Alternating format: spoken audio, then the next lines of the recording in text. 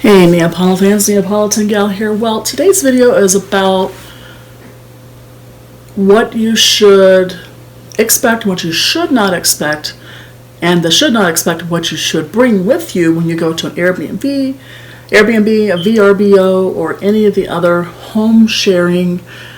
Hey Neapol fans, don't forget to like, comment, share, and subscribe. You can also follow me on Instagram and Twitter and Facebook. Here's what it's couch surfers or something like that, couch surfing. These are things that you do not want to fully expect your host to provide for you. So it's not a long list, but it's a practical list. And some of the things are like, I never would have thought about that. And I've been in a grand total of 2 Airbnbs. The first one, I made a mental note of things I should have with me, and my second one, I had to go out of town so fast that I forgot. So, let's jump in to my list. So, the very first thing is if you are a robe wearer. I'm not really a robe wearer. In fact, this robe is kind of short, actually. I more or less use this in the winter when it gets chilly in Florida. Yes, I am in South Florida, so it only gets chilly. It doesn't actually get cold. So if you're a robe wearer, don't expect your host to have a robe for you. They're not a 5-star resort. If it is a 5-star home, they might actually have a robe for you, but it's not a 5-star resort. So bring your own robe. That leads us to hangers. Okay. So if you're going to be there for more than a day or two and need more than a couple of hangers, I would check in with your host just to see what kind of hangers and if you need pants or skirt hangers versus just regular hangers. Just check in with them and see what they offer. It can't hurt. At the very least, you'll make sure you're prepared for your trip because it is your trip. So our next thing is keep in mind that when you're going to an Airbnb, a VRBO, hell, even going to a hotel, you're not the only person with keys or a code to that room or to that space. So, and with technology these days, there has been numerous counts of VRBOs and Airbnbs hiding cameras around common spaces. Well, guess what? The Airbnb I stayed at in Fort Lauderdale, it had separate bedrooms. It had a living room. It had a bathroom. The one I stayed in Orlando had a bathroom and had one mega room for the seating area, for your bedroom, and for your kitchen. The kitchen and bedroom were separated by that IKEA wall of like cube things. So, with that being said, whether you wear PJs at home or not, bring something to suffice as PJs. Last thing you want to do is go to an Airbnb, a VRBO, whatever, and not have PJs. After you do whatever you want to do, get into some PJs. Whether it's a pair of shorts and a t-shirt that you just brought with you, whether it's an actual set of PJs, whether it's an actual nightgown, which I don't even know anybody anymore that even owns nightgowns, just bring it with. Just keeping in mind that, one, emergencies happen. Something could go wrong and you may need to call 911 and get out of the house like that. It's kind of hard to get out of the house like that when you're butt-ass naked. So just make sure that you have, some clothes with you to sleep in, just in case something happens or someone comes into your space for whatever reason it may be. Now let's skip into the bathroom area. There are 3 kinds of people. There is the kind of person like my husband who uses a bar soap on his bare skin when he washes and washes his hair with his bare hands. But that's okay. But you have the other people like me. Has the bath, has these guys, the bath puff, or the washcloth people. Now, I'm a bath puff person, so is our son. I know there's people who are washcloth people. Make sure that at the very least you have your own bath puffs. You don't want to share this with somebody. You don't know what somebody might have. Go to the Dollar Tree and pick you up one just for travel. When you're done with it, throw it away.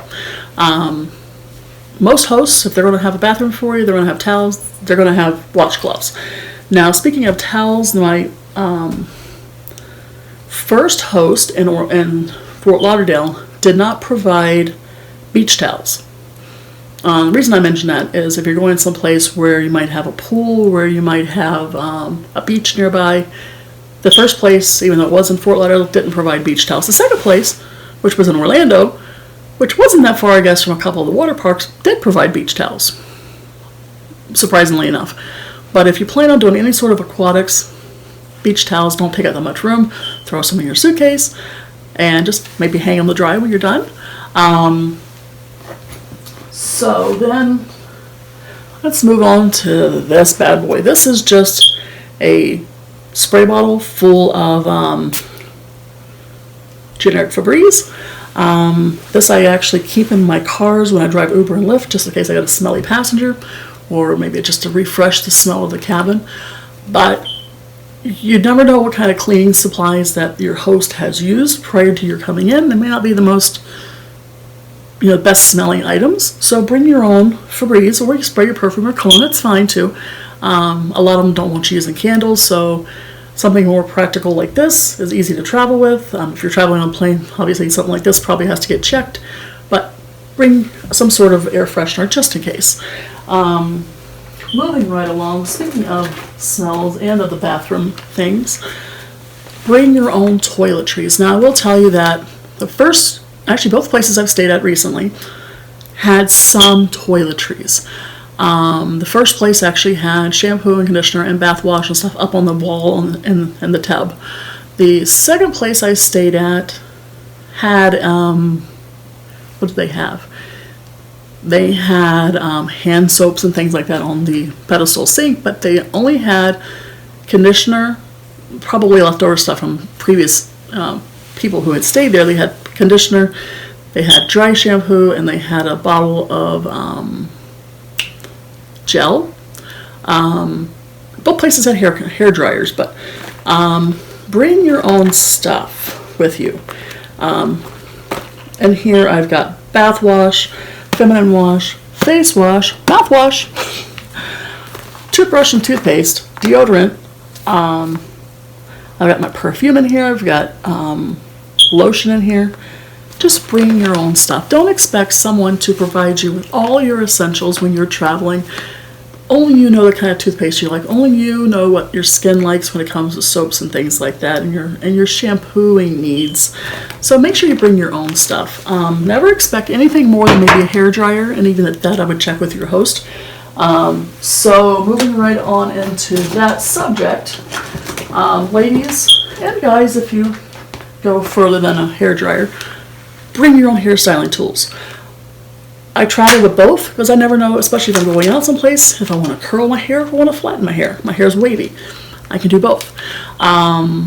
Just don't expect your host to have all this stuff there for you. Do you really want to use hair products like this on your hair after a stranger? Probably not. You just don't know. Honestly, you just don't know. So, my next point is, I learned this with my first Airbnb, but my second Airbnb stay was such a hastened one because of a family emergency that I didn't have this stuff put together yet. But both places I've stayed at Airbnb-wise, they really didn't have a whole lot in the way of plugs close to the bed or seating areas that you can plug your electronics into. So get you a cheap cord, get you a cheap power pack. I would suggest both, power strip that is. Take them with you. And never expect them to have cell phone cords for you. Maybe you get the cheap Dollar Tree ones, but bring your own stuff. Be responsible. So don't expect your host to have things like this for you. A really good host, yes, would have the closeness to the bed for you to be able to plug your phones and stuff into, but just make sure. Check with them, and push comes to shove, $10 buys this and a power strip, take it with you. And that way you have your own stuff. And I would suggest just keeping your VRBO and Airbnb, even hotel stay stuff, in a bag. Set it in a corner in a closet someplace, and whenever you travel, grab that bag. Like, grab that money, grab that bag, grab that dough. Next is check with your host and see if they provide a coffee maker. If they provide a coffee maker, find out what kind. Whether it's a Keurig, whether it's an old-fashioned, or whether it's one of those ones that takes the packs that go into it. And then from there, you know what kind of coffee you can bring with you. I'm sure, you know, some hosts do provide you a coffee, but if it's not your brand, bring your own stuff. Bring your own K-cups, bring a mason jar with your own coffee in it, already ground, ready to go. If you're really that particular, bring your grinder with your coffee and your measure, whatever. Just don't expect your host to baby you through this whole thing. Check in with your host to see what they do provide kitchen-wise. Like the first place I went to had a miniature fridge, had a tiny little microwave on top, had a few paper plates and plastic forks and spoons, and they had a few little sauces and things in the fridge and some like salt and pepper and things like that on this little cabinet. But the second place I went to had a full kitchen, dishes and all. So just figure out what your host has, and push comes to shove, there's a Dollar Tree or Dollar General or Walmart close by most likely, and just go pick up some stuff. And you know what we ended up doing with the first Airbnb my friend and I went to, we just left the Dollar Tree stuff there. No big deal. It's a couple bucks, next person uses it. So now keeping in mind that you have your Airbnbs, your VRBOs, you have your regular hotels and things like that. But, you know, always make sure that you are comfortable. Our second Airbnb that I ever went to, this was like 2 weeks ago, didn't have regular television. They had a Roku TV with Sling and a few other things on it. And just make sure, you know, if you get there and you find that you don't know how to work it, just ask your host. You can message your host right through the apps, and they will tell you whatever they need to tell you. So also make sure that make sure you're comfortable. The third, I've been to 3 Airbnbs, did not stay at the third. The third one I went to, the first 2 I went to, I was able to go in to Google Maps and see where these places were. The third place, the owner of the condo did not provide that. So when we finally got the address that we could go and see this place, it was in the projects. It was definitely in the hood. My mother was not comfortable there, so we ended up getting a refund, even though we were past the refund. But Airbnb wanted to make sure that we felt safe. So just make sure you do a little research and see exactly where things are located for you. So, well, that's all I've got. And that's just a side note. Figure out what kind of fridge you have in your space. Most hosts aren't going to provide you with water and drinks and stuff like that. So figure out the kind of fridge you got. Most of the fridges in the VRBOs and the Airbnbs, unless it's a full house, have just the little miniature fridges. You know, the ones that are maybe waist height, maybe a tiny bit bigger. So like a gallon jug of water is not going to fit, but you can buy bottled water on your way in. You buy drinks, sodas, 2-liter bottles, beer, wine coolers, things like that, and just pop them in the fridge. And then that way you've got stuff to drink while you're there. Don't expect them to provide you with food. Yes, a real B&B, that's what the second B is, bed and breakfast. Those places, yes, they're going to feed you. Usually just breakfast, sometimes dinner too.